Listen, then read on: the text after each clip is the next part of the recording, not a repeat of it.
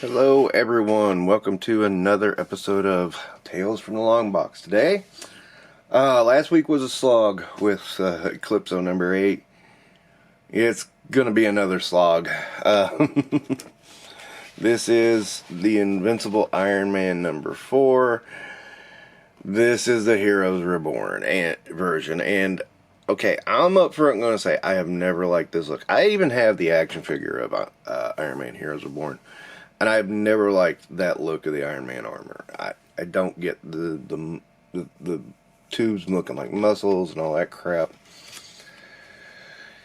And I tell you what, I was like, okay, this is going to be tough for me. And I opened up the page and, yeah, it's going to be tough. But look, it's kind of mirroring that page for the relic. So that's kind of interesting. Bring me the head of the Hulk. And yeah, this is, I mean, okay. Here's one of the things I've always, I always say about Jim Lee and his art. Okay, it's, Ross, Thunderbolt. Excuse me, my throat is dried up, man. So, here you go, and you get, this pose does not make sense in context. I mean, she's in a mini skirt, kissing her dad on the cheek. I mean, but you got your butt to everybody. And this is actually conservative for Lee. Lee usually draws the butts much more buxom. Yeah, and then, low cut top. It's like, why are you wearing long sleeves and a low cut top? It's just, I don't know. Another one I did not like is the Hulk. I did not like the way the Hulk looked in Heroes Reborn. And we hop back to Tony. Now I'm going to skip along a little bit. Another thing I didn't like was this. I get you're trying to make it different for the main characters' balloons. The only time I think I've ever seen that done, and I'm trying to remember who it was.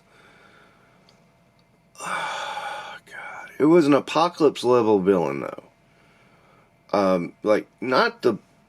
People get mad at me for this. Not the major bad guy, but pretty good, credible threat that could be a major bad guy. Not Doom, not Thanos, not Kang, but, and I say Apocalypse, and people are going to be mad. I really am trying to think of one that's that level of a threat that's not quite there, and I'm really drawing a blank. But it was one of those, and it was like it made him evil and stuff, and I just took it to be, and I guess that's what they're doing here too. Well, not making Tony Stark evil, but making it more of a raspy, maniacal, mechanical voice, but still, I just never liked it. I mean, a stylistically choice, I was thinking it just goes along with someone evil. It doesn't go along with it doesn't go along with a hero. And here was the thing.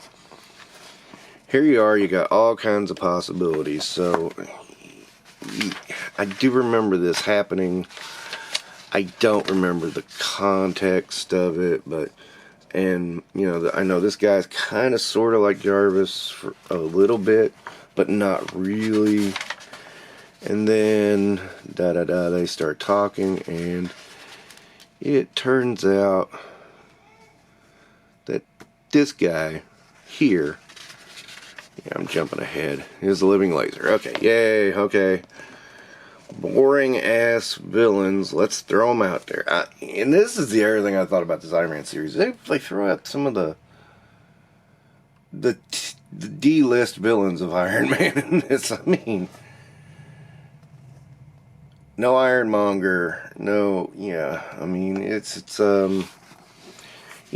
we got a fresh restart. Let's just do the same shit we were doing before. Living Laser was in the regular series right before this happened. I remember that. And see, again, I just never liked that armor. It's just weird looking. I bought it. I was in Walmart one day and it was there, and I just went, screw it, I'll get it. Because it was Iron Man. That's exactly what it was. And then I sold it and I got it back in that collection I got. But yeah, they have a fight. This is really by the numbers kind of stuff. And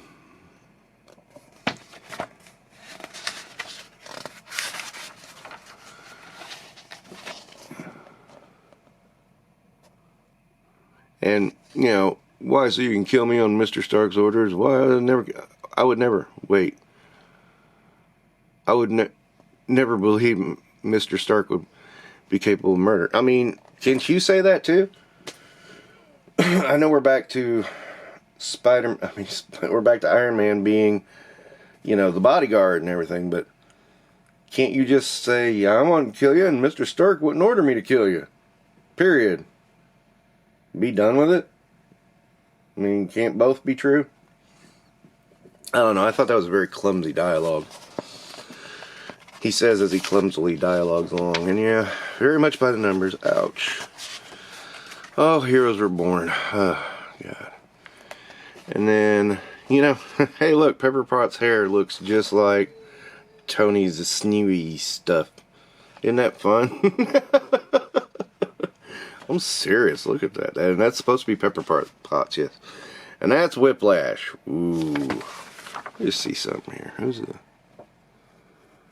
Oh, yeah, Scott Liddell and Jim Lee. Story. Ryan Benjamin pencils. So, no, it wasn't Jim Lee doing that. Interesting. Okay.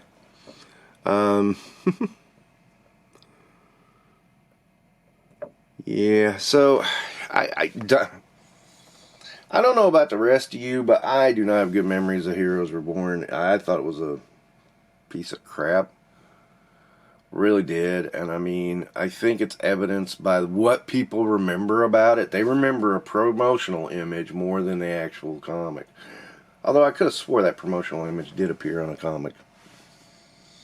Maybe I'm wrong, but, and you know, I don't think they could get rid of every single copy of it. So, you know, maybe I am wrong. But I did read somewhere that that was only a promotional image. And I was sitting there going, pretty sure it's not, but it was featured so prominently, you know, that was one thing. It was like, let's just throw that out there and have that mighty, and I'm talking about the chest, Captain America chest art, you know, the one that he just has more and more and more chest than he ever needs. That's by how I felt. So, I mean, but I just remember the whole thing being a waste. It was a practice in why did the hell we bother with this thing? Ism. I mean, you know, I don't know. I know that's not a word, but why the hell did this even need to be a thing? And it's like, for the most part, it seems to be forgotten. I mean, I don't recall anybody telling me anything specific what happened in the Heroes Reborn timeline. You know, I hear people talk about the Heroes Return. That gets talked about. But, you know, not too many people talk about Heroes Reborn. And I think there's a good reason. For one thing, it's Scott Liddell. Yes, I don't like Scott Liddell. I really don't. I really don't like Scott Liddell. He was one of my least favorite writers of that era. Now, I'll say that proudly and loudly. If he's your favorite, I apologize, but he was one of my least favorite. Don't get me wrong, Chuck Austen was the worst of the worst. Okay, but that doesn't mean Scott Liddell was good. One day I'll talk about Chuck Austen, but anyway. Yeah, anyway. I don't know. I have not got good memories of this. This really, in the short term, it really boosted up things out of curiosity. But you know what? I don't even remember getting this far into the series. I think I picked up the number ones and I was like, what the hell is this shit? Seriously, I really remember picking up the number ones going, what the hell is this shit? And I was a long-time reader at that point, so that's saying something. When was this? This was 97. And this is, to me, I mean, my opinion, I really feel like this was one of the worst ideas that come out of the 90s. And there were a lot of bad ideas in the 90s. I mean, let me give you that right now. But this was one of the worst, in my opinion. I mean, some people, I don't hear people talk about it with very much reverence other than what it was. I don't see a lot of people talking about the storylines, what happened, and even people talk about it with irreverence. If I press them a little bit, they can't tell me a single thing that happened. They just remembered the design, which is easy to remember because you got Snewy here. Again, I remember picking up one issue of each series, and I just went, nope, nope, not for me. But okay, so that'll wrap up Heroes Reborn Iron Man on this edition of Tales of Longbox. Don't forget to like and subscribe. Thanks for watching. I hope you don't mind my slogging through certain comics, but yeah, it happens. See you later.